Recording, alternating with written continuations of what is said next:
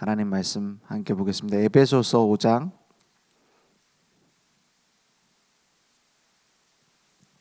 1절에서 14절 말씀 보겠습니다. 에베소서 5장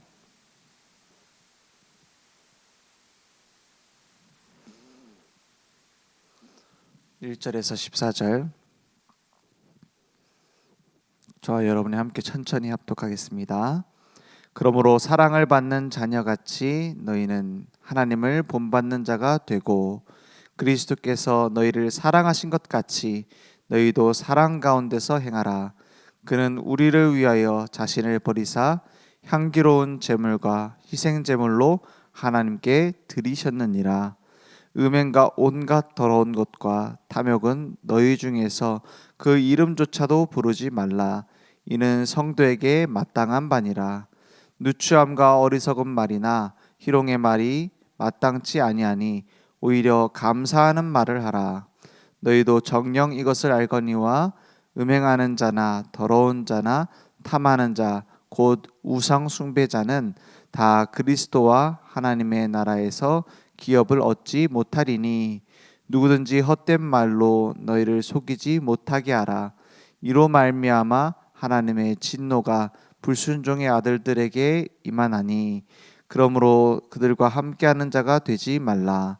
너희가 전에는 어둠이더니 이제는 주 안에서 빛이라. 빛의 자녀들처럼 행하라. 빛의 열매는 모든 착함과 의로움과 진실함에 있느니라. 주를 기쁘시게 할 것이 무엇인가 시험하여 보라. 너희는 열매 없는 어둠의 일에 참여하지 말고 도리어 책망하라. 그들이 은밀히 행하는 것들은 말하기도 부끄러운 것들이라. 그러나 책망을 받는 모든 것은 빛으로 말미암아 드러나나니, 드러나는 것이 다 빛이니라. 드러나는 것마다 빛이니라. 그러므로 이르시기를 잠자는 자여 깨어서 죽은 자들 가운데서 일어나라. 그리스도께서 너에게 비추이시리라 하셨느니라. 아멘. 영적인 문제의 특징이 뭡니까? 점점 한 번 거짓말하면은 계속 큰 거짓말, 점점 더 큰 거짓말 해야 되는 것처럼 영적인 문제는 한 번 숨기기 시작하면 계속 커져요. 그래서 아담과 하와가 하나님을 떠났을 때 제일 먼저 한 행동이 하나님의 낯을 피하여 숨었다 그랬어요. 그래서 많은 사람들이 설문조사를 했는데 여러 무교를 포함해서 종교인, 교회 다니는 사람, 성당 다니는 사람, 절에 다니는 사람들 다 이렇게 조사를 했는데 제일 겉과 속이 다르다라고 판단되는 게 교회 다니는 사람이었어요. 제일 신뢰하지 못할 사람. 그게 부끄러운 일이죠. 근데 그렇게까지 가게 된 이유가 뭐냐 이렇게 쭉 봤어요. 뭐 때문입니까? 제일 윤리적으로 도덕적으로 바르게 살아야 된다라는 말을 많이 듣는 게 사실은 교회 다니는 사람이에요. 그런데 제일 뭐죠? 그러다 보니까 하나님의 낯을 피해서 숨어 있는 그게 제일 많은 게 교회 다니는 사람이에요. 딱 다른 모슬렘이나 이런 유대인 같은 사람들은 가정으로 파고들기 때문에 가정에서 그걸 강하게 막 안 그러면 죽여버리잖아요. 안 들으면 죽이고 막 명예살인이라고 죽이잖아요. 그러니까 오히려 너무 강압받으니까 못 하는데, 교회는 교회 다닐 때 내 가정에서 내 직장에서 다 다르게 살아요. 그래서 삼중생활 사중생활 하잖아요. 그런데 원래 진짜 복음은 그렇지 않습니다. 로마서 8장 15절의 말씀에 보면은 우리를 하나님은 양자 삼으셨다고 했어요. 너희는 다시 무서워하는 종의 영을 받지 아니하고 양자의 영을 받았으므로 우리가 아빠 아버지라고 부르짖느니라 그랬어요. 무서워하는 종의 영이 뭐죠? 종교예요. 무서워하기 때문에, 두려워하기 때문에, 하나님을 두려워하기 때문에 어떻게 해요? 종이 돼 버리는 거예요. 막 지켜야 되고 이렇게 해야 되고 저렇게 해야 되고 그 뒤에서 배출하는 게 더 많아요. 그런 종교가 아닌 뒤에서 이제 이건 사단이 완전히 사로잡는 거죠. 종교는. 그러니까 처음에는 그냥 간접적으로 영향을 받다가 나중에는 진짜 사로잡혀 버려요. 사단에게. 그리고 종의 무서워하는 종의 영을 받지 않냐고. 이 무서워하는 종의 영 자체가 사단이다 이렇게 볼 수는 없죠. 근데 내가 두려워하고 내가 하나님의 낯을 피하고 이러면 그걸 뒤에서 사단은 이용해요.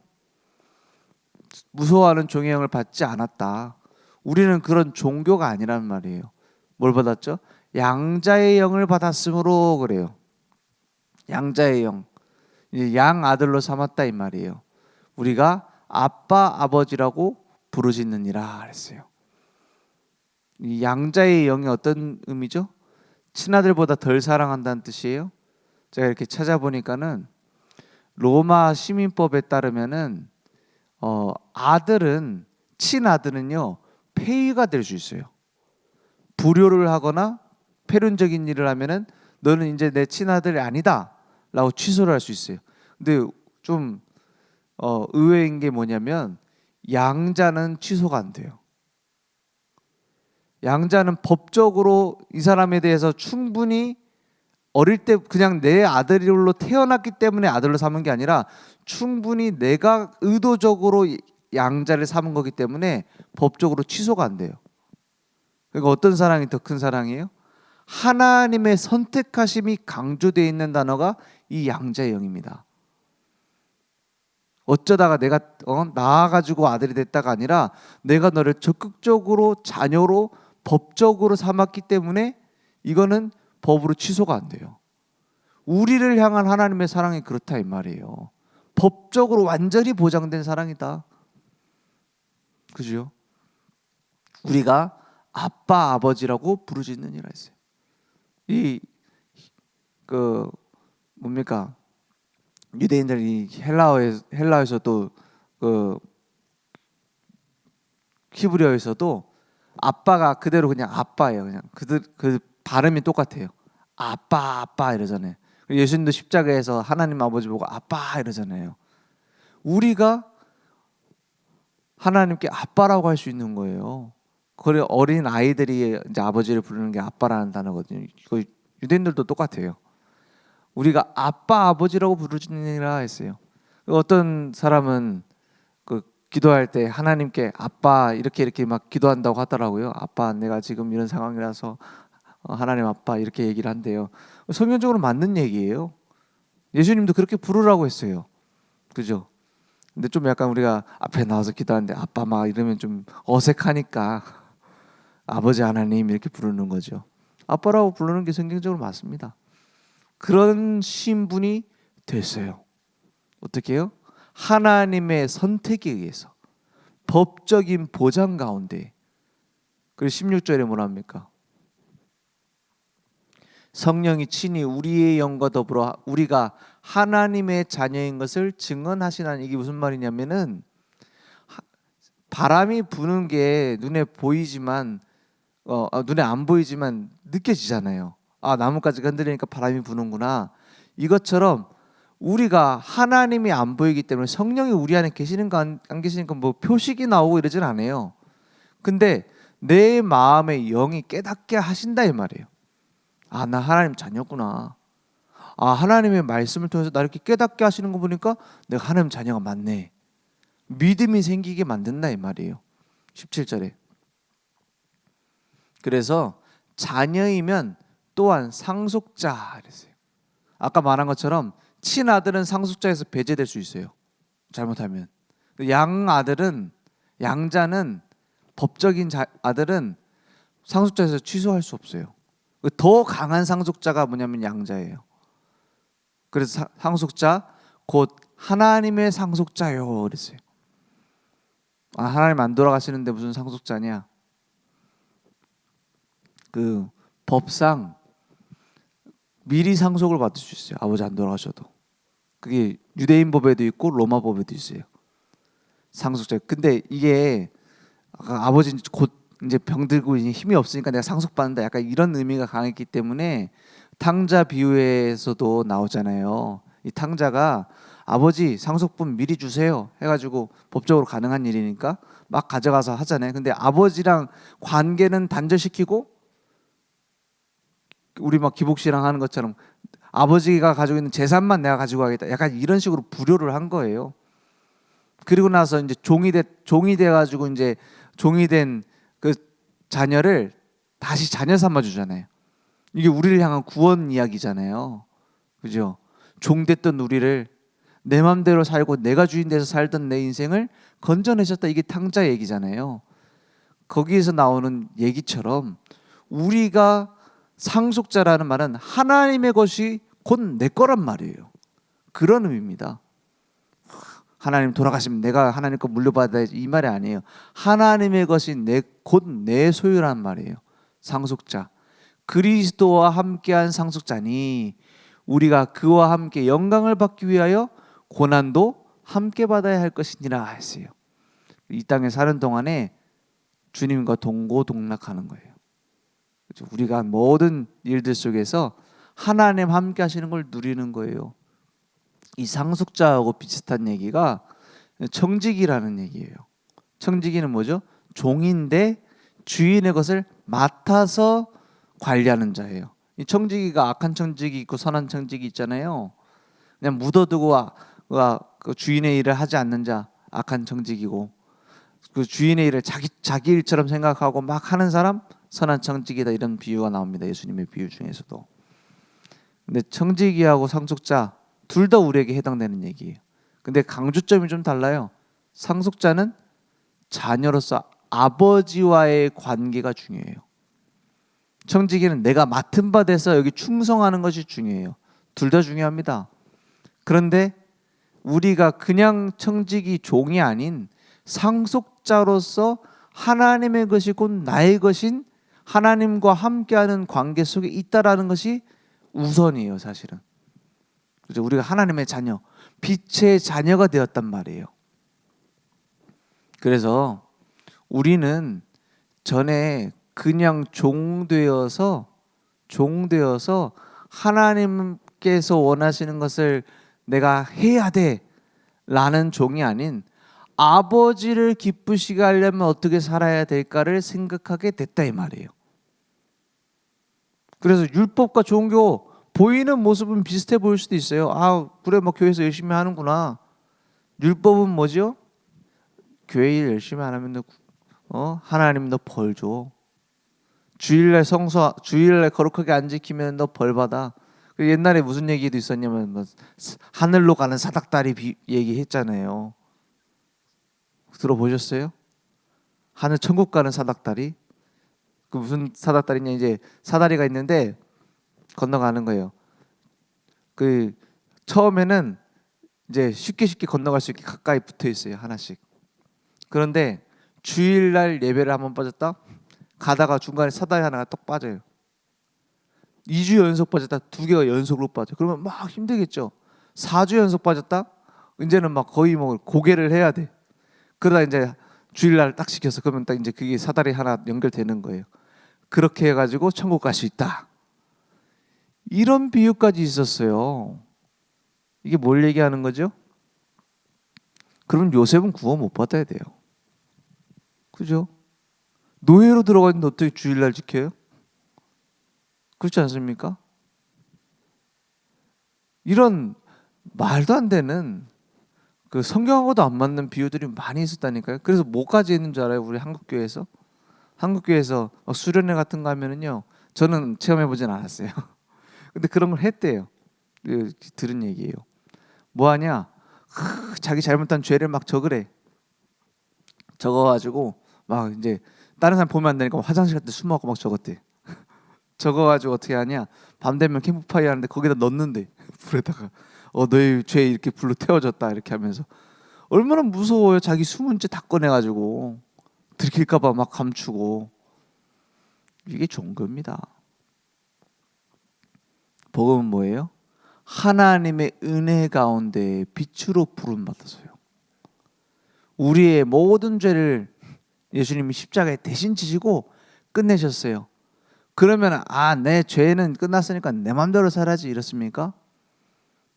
아니요. 성경에는 분명히 회개와 성화에 대한 얘기가 어마어마하게 많이 나와 있어요. 그럼 우리도 얘기해야 되잖아요. 그래서 진정한 회개는 뭐냐? 진정한 성화는 뭐냐? 내 삶에 복음이 각인되는 거예요. 그죠? 말씀 체질로 내가 바뀌는 거예요. 기도 체질로 내가 바뀌는 거예요.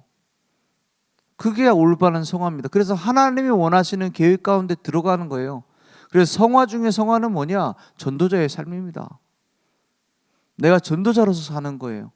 그러니까 전도자로서 살려다 보니까는 착하게 바르게 열심히 또 따라오는 거죠. 하나님이 힘을 주시고 하나님이 은혜를 주셔서 만들어지는 거죠. 그래서 빛의 자녀들처럼 행하게 되는 거죠. 왜? 빛의 자녀니까. 그래서 우리의 모든 행함은 어디서부터 오느냐? 사랑에서 와야 돼요. 5장 1절에 보니까 그러므로 사랑을 받는 자녀같이 이랬어요. 우린 사랑받은 자녀예요. 왜 사회생활 하면서도 쟤는 집안에서 좀 사랑받고 자랐나 보다 이렇게 사람들 느끼잖아요. 그런데 하나님의 그 큰 사랑을 받는데 티가 안 나요? 그 말입니다.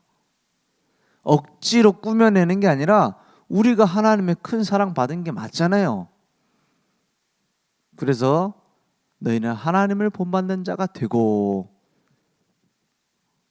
하나님의 사랑을 우리도 나누라는 말이에요. 2절에 보니까 그리스도께서 너희를 사랑하신 것 같이 너희도 사랑 가운데서 행하라. 그는 우리를 위하여 자신을 버리사 향기로운 제물과 희생 제물로 하나님께 드리셨느니라. 이 큰 사랑을 받았기 때문에 되어지는 겁니다. 어쩌면 순교를 억지로 어떻게 합니까? 헌신을 어떻게 억지로 해요? 헌금, 내 피 같은 돈이라 하잖아요. 그걸 어떻게 억지로 해요? 사람들 꾸미려고 해요? 한계가 와요. 그래서 제가 요즘은 안 그런데 옛날에는 이제 다른 교회 있을 때는 교회 재정 자료가 저한테 왔었어요. 왜냐면 주보 만들고 이렇게 해야 되는데 필요해서요. 그렇게 보는데 저는 뭐 관심도 없었어요, 사실은. 뭐 누가 11조를 얼마 하고 누가 좀 부자고 누가 좀 돈 있고 그런 거 관심 없거든요. 봐도 기억도 안 나고. 그런데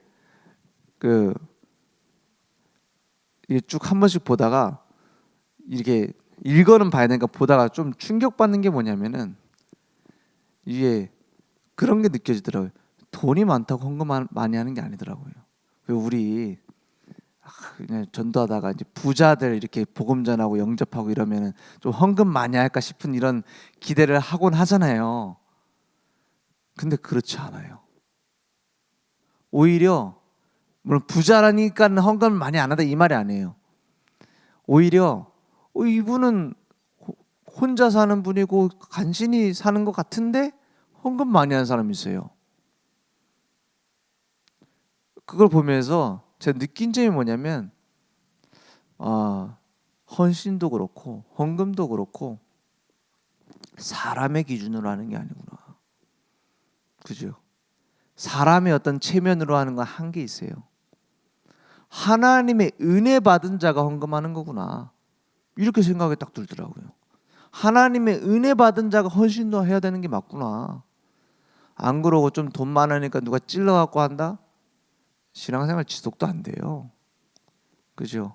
우리의 모든 헌신은요, 우리의 모든 헌금과 우리의 모든 하나님께 드리는 것들은요, 하나님의 은혜로부터 시작되어져야 돼요.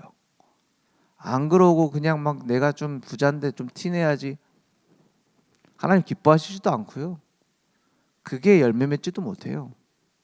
그래서 사랑으로 행해라. 우리의 모든 삶에 가장 원동력이 있다면 하나님의 은혜와 하나님의 사랑입니다. 여기에서 시작되어지면은 모든 건 되어져요. 그래서 우리는 빛 가운데 거하는 겁니다.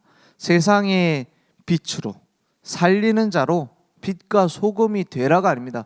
빛과 소금으로 부르셨어요. 그리고 우리는 누리는 겁니다. 내 틀린 영적으로 마비되어 있는 체질을 버리고 영적인 감각을 깨워요.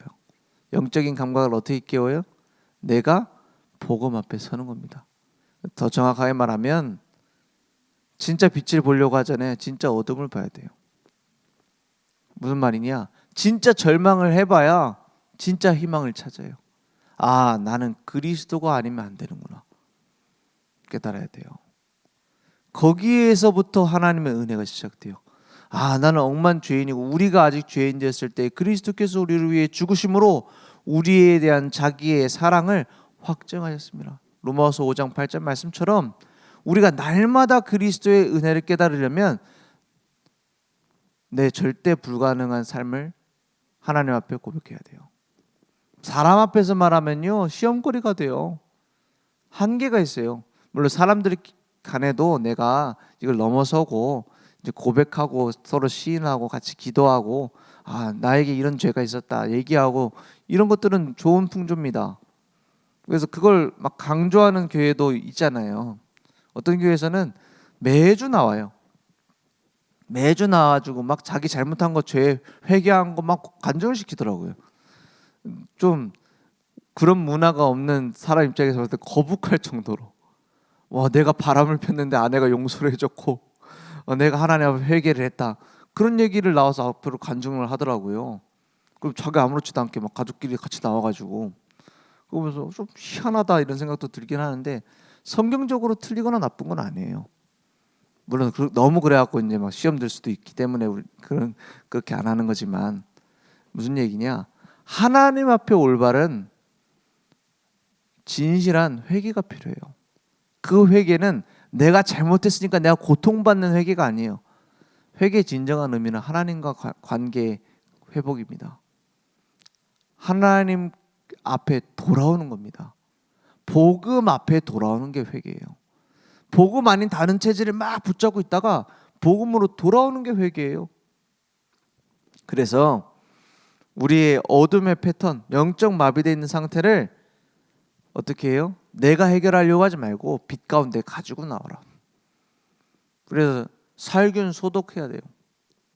왜 그 도마 같은 거 오랫동안 돼가지고 냄새 나고 이러면 어디다 내걸어요? 요즘 소독기에다 넣더라고요.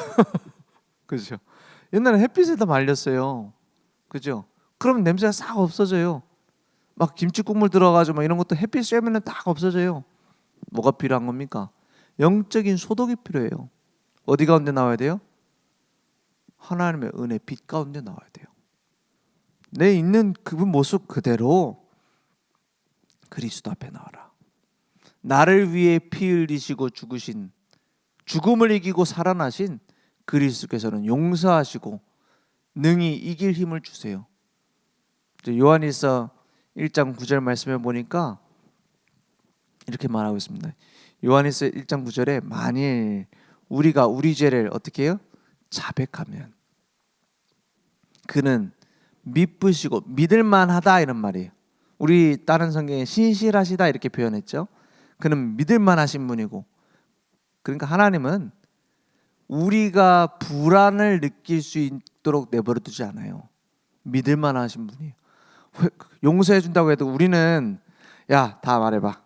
내가 용서해 줄게 말해봐. 해놓고 말했는데 뭐 열받으면 막 뭐라 하잖아요. 우리 자식들한테 그런 경우 없습니까?